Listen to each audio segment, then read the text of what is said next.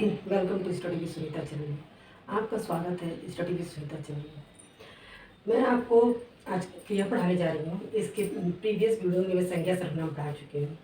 तो आज हम लोग क्रिया पढ़ते हैं। तो पहले तो ये देखते हैं क्रिया होता क्या है। ठीक है ना। ये क्रिया होता क्या है। तो क्रिया की परिभाषा ये होती है, वे शब्द जिसमें किसी कार्य का करने या होने का बोध होता है। ठीक है ना। जिन शब्दों से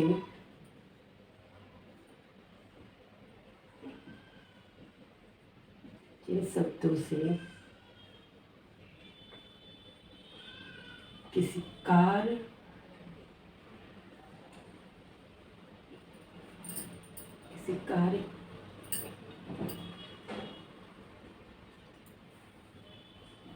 के करने या होने का पता चलता है।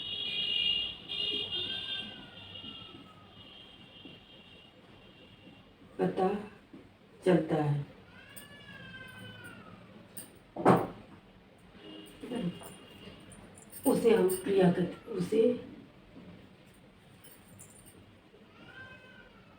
क्रिया कहते हैं। क्रिया मतलब काम का होना। क्रिया का मतलब होता है किसी काम का होना। किसी भी जिन शब्दों से, जो भी शब्द है उसमें से किसी काम के करने या होने का पता चलना, ये क्रिया होता है। जैसे देखिए, खाना, पीना, पढ़ना, लिखना, ये ऐसे शब्द हैं जिससे किसी काम का होना पता चलता है। जैसे खाना, अगर आप बोलते हैं खाना, तो खाना का मतलब आप खाना खा रहे हैं। पीना, कुछ पी रहे हैं, पानी पिए, चाय पिए, कुछ भी। पीना मतलब कोई काम कर रहे हैं। पढ़ना, पढ़ रहे हैं, कोई काम कर रहे हैं। लिखना, कोई काम कर रहे हैं। यानी कि इन शब्दों से किसी कार्य के करने का पता चल रहा है, इसलिए ये क्रिया हो गई। ज़्यादातर, ठीक है ना, ज़्यादातर 90% लोग ये समझते हैं कि, समझते क्या होता भी है कि क्रिया लोग ये होता है कि जिन शब्दों के ना शब्द, ठीक है, ना आता है जो पीछे, तो वो क्रिया हो जाता है। जैसे देखिए, खा ना, ना क्या है आपका प्रत्यय, खा जो है आपका धातु। ठीक है। यानी कि आपका देखिए, अब आप ये सोचेंगे धातु क्या होता है। धातु मीन्स शब्दों का जो मूल शब्द होता है। ठीक है। और उन मूल शब्द से जो प्रत्यय जोड़ के बनता है, ये पूरा ये हो जाएगा क्रिया। ठीक है। ये पूरा शब्द हो जाएगा क्रिया। इसमें खा जो है वो धातु है, ना जो है प्रत्यय है। यानी कि वे शब्द, ठीक है, जिसमें मूल शब्द मिलके और प्रत्यय शब्द वो मिलके आपका जो शब्द बनता है वो हो जाता है क्रिया। तो धातु क्या है, मूल शब्द। यानी कि किसी, अब ये खा जो है, इसमें इसका धातु क्या है, खा। पीना का धातु क्या है, पी। पढ़ना का क्या है, पढ़। लिखना क्या क्या है, लिख। अब इसका खाना का प्रत्यय ना, सब में ना प्रत्यय है। इसीलिए कहा जाता है कि जिन शब्दों में ना का ज़्यादातर पाया जाना ही क्रिया होता है, ऐसा कहा जाता है। बट इसको आप शॉर्ट ट्रिक से समझ सकते हैं और इसको अपनी भाषा में आप ये भी समझ सकते हैं। वैसे तो क्रिया वही होता है जिसमें किसी काम के करने या होने का पता चलना। आप ऐसे भी समझिए, ना लगा रहा है तो भी क्रिया समझिए, और या फिर ये समझिए कि किसी काम के करने का होने का पता चलना। खाना, कोई काम हो रहा है, खाना। पीना, पीना। पढ़ना, पढ़ना। लिखना, लिखना। तो ये होगा। लेकिन इसके धातु, इसका खाने का धातु क्या है, खा। ठीक है। तो ये धातु, धातु मीन्स वो जो मूल शब्द से होता है। किसी शब्दों का जो मूल शब्द, मूल शब्द क्या होता है कि जो मूल होता है, जिससे मिलकर बना वो शब्द होता है, वो मूल शब्द, उसी को हम धातु कहते हैं। ठीक है। तो अब क्रिया के दो प्रकार से होता है। क्रिया के जो भेद होते हैं,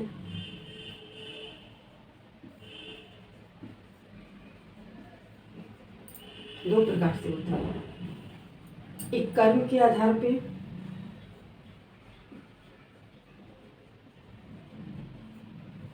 एक प्रयोग के आधार पे।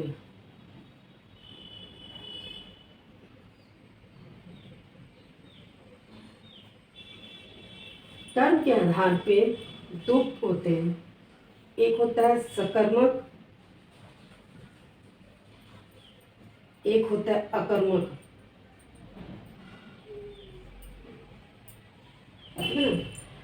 क्रिया के दो भेद होते हैं, एक कर्म के आधार पे, एक प्रयोग के आधार पे। कर्म के आधार पे दो तरह की क्रिया होती है, सकर्मक और अकर्मक। प्रयोग के आधार पे होता है सामान्य क्रिया,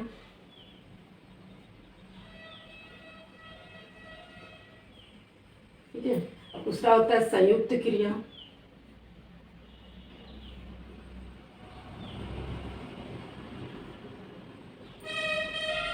फिर होता है नाम धातु,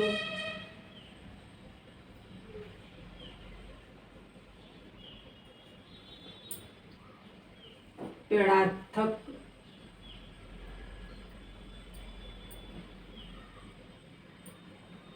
फिर होता है पूर्वकालिक क्रिया।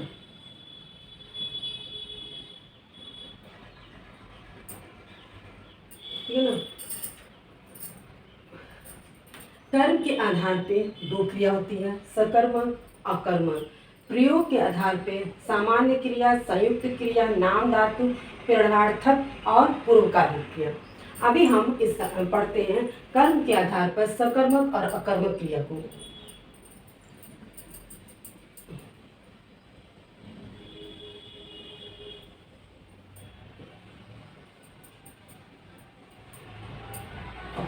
ठीक है, सकर्मक क्रिया क्या होती है?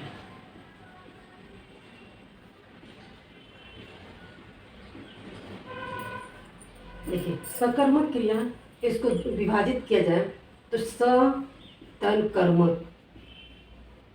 ठीक है, स का मतलब होता है साथ,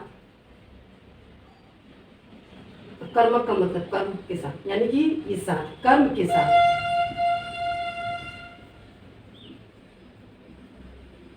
यानी सकर्मक क्रिया में क्या होता है, कर्म के साथ होता है, क्रिया जो होता है वो कर्म के साथ होता है।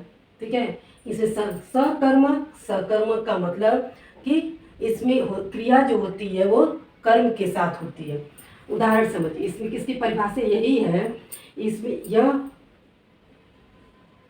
यह क्रिया कर्म के साथ होती है। ठीक है, यह क्रिया कर्म के साथ होती है। जिसका प्रभाव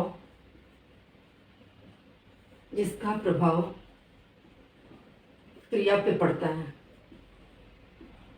क्रिया पर पड़ता है। ठीक है, इसका प्रभाव क्रिया पर पड़ता है। इसका उदाहरण देखिए, और जब भी सकर्मक और अकर्मक क्रिया पता करनी हो कि कौन सी सकर्मक और अकर्मक क्रिया है, इसमें हमेशा क्रिया में क्या या किसको से प्रश्न पूछा जाता है। अगर उसका उत्तर मिल जाता है तो ठीक है, सकर्मक क्रिया, नहीं उत्तर मिलता है तो अकर्मक क्रिया। तो इसमें है उदाहरण, नीलेश भोजन खाता है। ठीक है ना। अब इसमें प्रश्न पूछिए, नीलेश क्या खाता है, तो आपको उत्तर, जब यहाँ प्रश्न पूछे क्या से, अगर आपने पूछा नीलेश क्या खाता है, उत्तर में क्या मिलता है, नीलेश भोजन खाता है। ठीक है ना। इस खाता का प्रभाव किस पर पड़ा, भोजन पे। इस जो क्रिया का प्रभाव भोजन पे पड़ा, तो इसका मतलब इसमें कर्म साथ है। जब भी आप सकर्मक और अकर्मक पहचानना हो कि क्रिया में उसमें क्या और किसको से आप प्रश्न पूछिए, अगर उत्तर मिल जाता है तो सकर्मक है, अगर नहीं उत्तर मिलता है तो अकर्मक है। जैसे ये एक वाक्य है, नीलेश भोजन खाता है, तो नीलेश क्या खाता है, तो आप उत्तर क्या मिलता है, भोजन खाता है। इसका मतलब इस क्रिया का प्रभाव किस पे पड़ा, इस भोजन पे, यानी कि इसमें कर्म साथ है। ये क्या हो गया, सकर्मक क्रिया।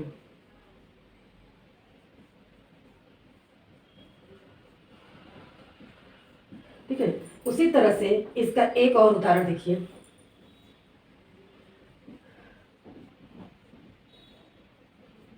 गोपाल पुस्तक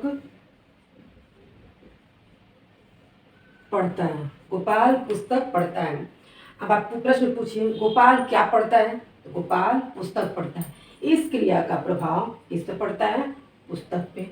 यानी कि क्रिया का प्रभाव किस पे पड़ता है? पुस्तक पे पड़ता है। तो ये क्या हो जाएगा? सकर्मक क्रिया। जब आपने प्रश्न पूछा गोपाल क्या पढ़ता है, तो आपको उत्तर क्या मिलता है? वो पुस्तक पढ़ता है। क्रिया का प्रभाव किस पे पड़ गया? कर्म पे। और ये पुस्तक क्या है?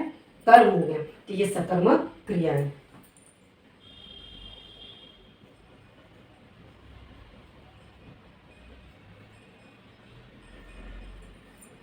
अब एक और उदाहरण देखिए। विपिन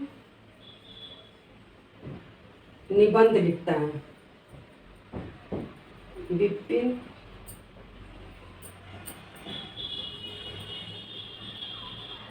निबंध लिखता है। ठीक है, आप ही प्रश्न पूछिए। विपिन निबंध लिखता है, विपिन क्या लिखता है? विपिन निबंध लिखता है। इस लिखता का प्रभाव किस पे पड़ा? निबंध। यानी कि क्या लिखता? निबंध लिखता। इसका उत्तर हमको मिल जाता है, इसलिए सकर्मक क्रिया है। एक बार फिर से समझिए कि जब भी आपको ये पहचानना हो कि सकर्मक क्रिया और अकर्मक क्रिया क्या है, तो आपको जो वाक्य मिले एग्जाम में, जो आपके वाक्य आते हैं और इसमें ये पूछा जाता है कि इसमें से सकर्मक क्रिया और अकर्मक क्रिया कौन सी है, तो उस वाक्य को आप हमेशा क्या और किसको से प्रश्न पूछिए। अगर आपका उत्तर मिल जाता है तो क्या है, पहले क्या से प्रश्न पूछ लीजिए, देख लीजिए वो क्या। जैसे उदाहरण देखिए, आप पहले नीलेश भोजन खाता है, तो नीलेश क्या खाता है, आपका उत्तर मिल गया। अगर इससे नहीं मिलता और किसको से प्रश्न करते हैं उससे मिल जाता है तो भी सकर्मक क्रिया। लेकिन ज़्यादातर क्वेश्चन किससे किया जाता है? आपका क्या से ही किया जाता है, क्योंकि किसको और क्या और किसको दोनों का प्रश्न जब आगे आपको बताते हैं किस क्रिया में होता है। लेकिन क्या से ही जब ये इस जो है सकर्मक क्रिया, ज़्यादातर आपका क्या से प्रश्न सकर्मक क्रिया में किया जाता है। लेकिन अब आगे आपको मैं बताऊंगी किस क्रिया में दोनों से प्रश्न पूछा जाता है। तो आपको एग्जाम में अगर ये वाक्य किसी भी तरह का वाक्य देता है तो आपको क्या से प्रश्न पूछकर उसका उत्तर निकालना। अगर उत्तर मिल जाता है तो वो सकर्मक क्रिया, उत्तर नहीं मिलता है तो अकर्मक क्रिया है। जैसे नीलेश भोजन खाता है, नीलेश क्या खाता है? नीलेश भोजन खाता है। यानी इस क्रिया का प्रभाव किस पे पड़ा? भोजन पे पड़ा, यानी कि सकर्मक क्रिया है। उसी तरह से गोपाल पुस्तक पढ़ता है, गोपाल क्या पढ़ता है? तो पुस्तक पढ़ता है। तो क्या पढ़ता है? इस क्रिया का प्रभाव किस पे पड़ा? पुस्तक पर पड़ा, यानी कि सकर्मक क्रिया है। अब आगे आपको बताते हैं अकर्मक क्रिया।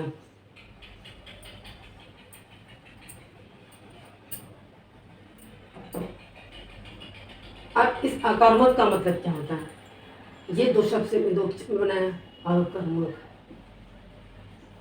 इसमें क्या है? साथ नहीं, कर्म के साथ। ठीक है, मतलब साथ नहीं होता है, किसके साथ? कर्म के साथ। अब अकर्मक क्रिया में क्या होता है? क्रिया का प्रभाव, अकर्मक क्रिया में क्रिया का प्रभाव, क्रिया का प्रभाव कर्म पर न पड़कर कर्ता पर पड़ता है, कर्ता पर पड़ता है। अकर्मक क्रिया में क्रिया का प्रभाव कर्म पर न पड़कर कर्ता पे पड़ता है। उसका प्रभाव कर्म पर नहीं पड़ता, किससे पड़ता है? कर्ता पे पड़ता है। वही अकर्मक क्रिया होती है। इसका उदाहरण देखिए,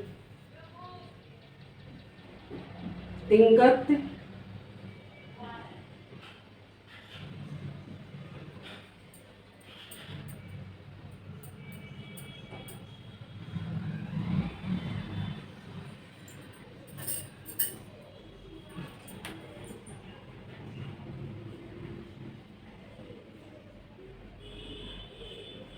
दिंगत माँ से रूठ गया।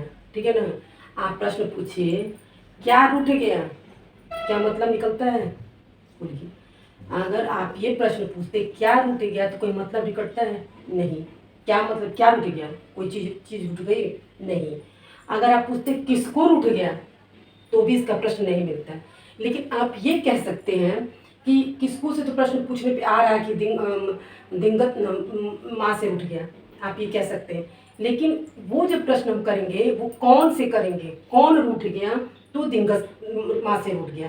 लेकिन अगर आपका ये कहना है कि नहीं, वो मेरा उत्तर अगर ये होता है कि किसको प्रश्न करने पे दिंगत आ रहा है तो किस तो भी आपकी बात को मानते हुए भी हम ये कह सकते तब भी क्या हो गया, रूठ गया, यानी कि जो क्रिया है वो किसका प्रभाव किससे पड़ा, तिंगत यानी कि कर्ता पे पड़ा।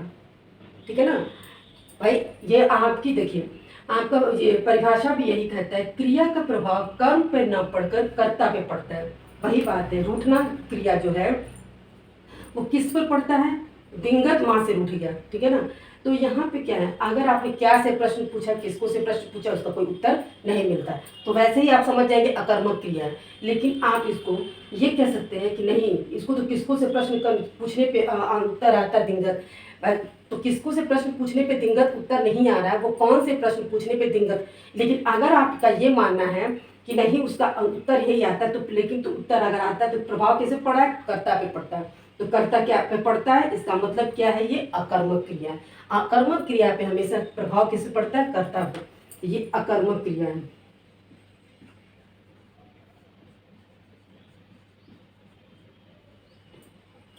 एक और उदाहरण देखिए, प्रखर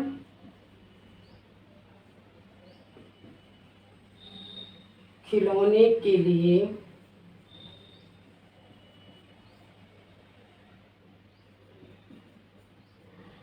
रो रहा है। उदाहरण देखिए, प्रखर खिलौने के लिए रो रहा है, इसमें क्रिया क्या हो रही है, रो रहा है। ठीक है ना। अब रो रहा है किस चीज के लिए,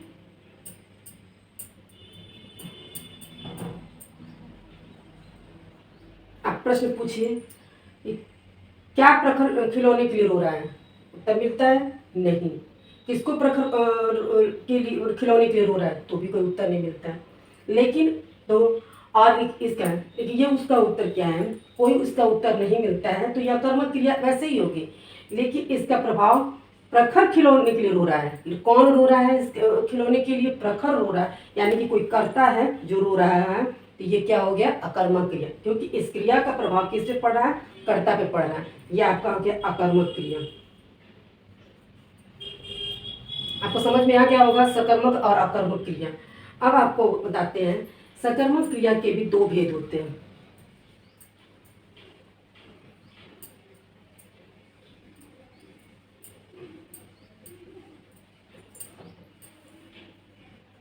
सकर्मक क्रिया के दो भेद होते हैं। पहला होता है एक कर्मक,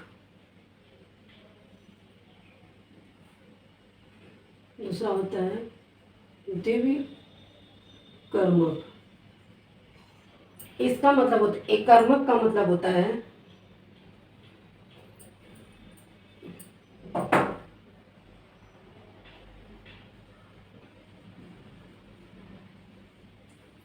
एक कर्मक का मतलब होगा कि दो, एक कर्म।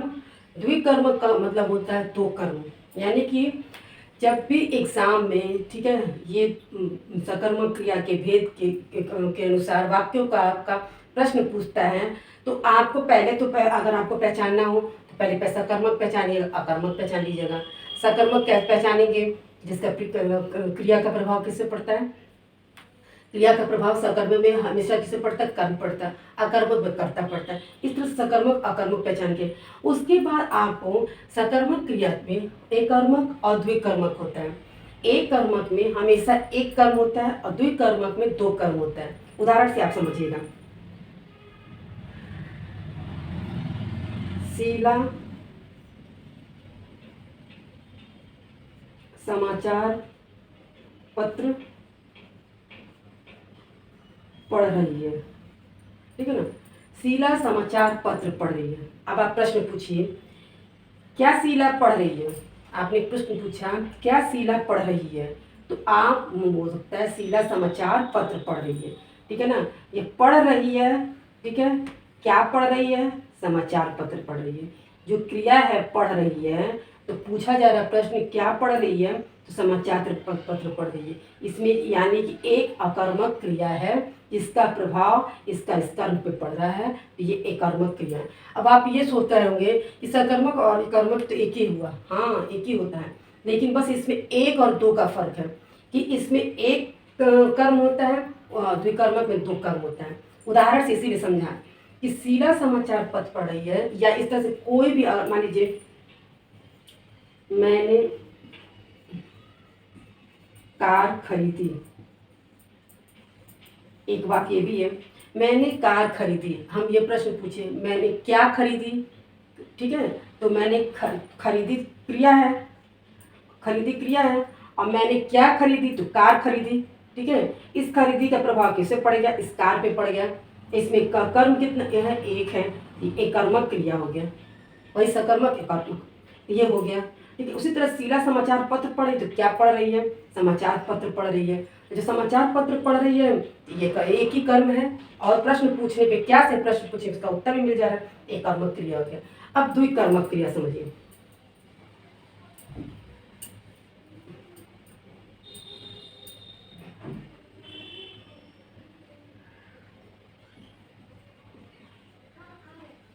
अध्यापक ने छात्रों को पाठ पढ़ाया। इसमें देखिए अध्यापक ने छात्रों को पाठ पढ़ाया। आप प्रश्न पूछिए पहले कि अध्यापक ने क्या पढ़ाया। प्रश्न पूछने पे अध्यापक ने क्या पढ़ाया, तो पढ़ाया किया, क्या पढ़ाया, पाठ पढ़ाया, ठीक है। उसके बाद आपको ये भी प्रश्न पूछिए कि अध्यापक ने किसको पढ़ाया, ठीक है। अध्यापक ने किसको पढ़ाया, तो छात्रों को पढ़ाया। इसमें दो तरह के कर्म मिले कि नहीं मिले, ये पढ़ाया का प्रभाव किससे पड़ा, पाठ पे, ठीक है। अब उस पाठ को पढ़ाया किसने, ठीक है, अध्यापक का ने प्रभाव किससे पड़ेगा, छात्रों पे। यानी कि इसमें द्विकर्मक क्रिया में आप जब वाक्य आपको मिलेगा, ठीक है, आप ये सोच रहे होंगे कि हम ये कैसे पहचानेंगे ये कर्मक है कि द्विकर्मक। तो आपको सबसे सीधा साधा कि जब भी आपको वाक्य मिलेगा तो उसमें हमेशा प्रश्न पूछ के करेंगे। तो मैंने पहले ही बताया क्या और किसको से प्रश्न। इस वाक्य को देखिए, वाक्य है बड़ा, ठीक है, इसमें आपने सीधा साधा पहले प्रश्न पूछा, अध्यापक ने क्या पढ़ाया, तो आपको एक उत्तर मिल गया, अध्यापक ने पाठ पढ़ाया, आपको उत्तर मिल गया, यानी कि ये एक कर्म मिल गया। अब इसमें से ये भी सोच लीजिए कि अगर किसको से प्रश्न पूछ के अगर इसका उत्तर मिल जाता है तब तो द्विकर्मक है, अगर नहीं मिलता है तो ये भी एक कर्मक हो जाएगा। ये सोच के भी कर लीजिएगा कि अगर हम प्रश्न के जैसे देखिए, आपको एक बार और समझाते हैं कि मैंने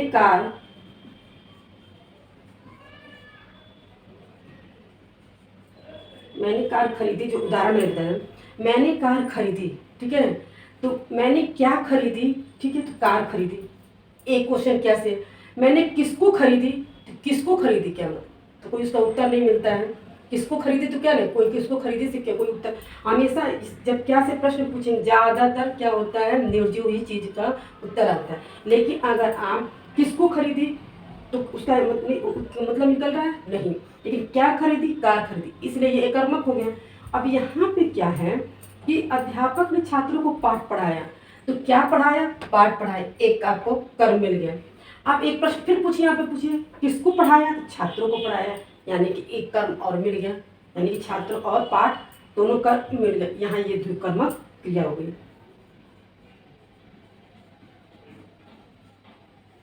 ये द्विकर्मक हो गया। एक उदाहरण से देखिए,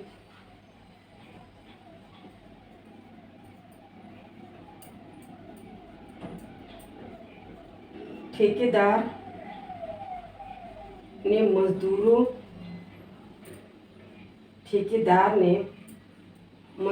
को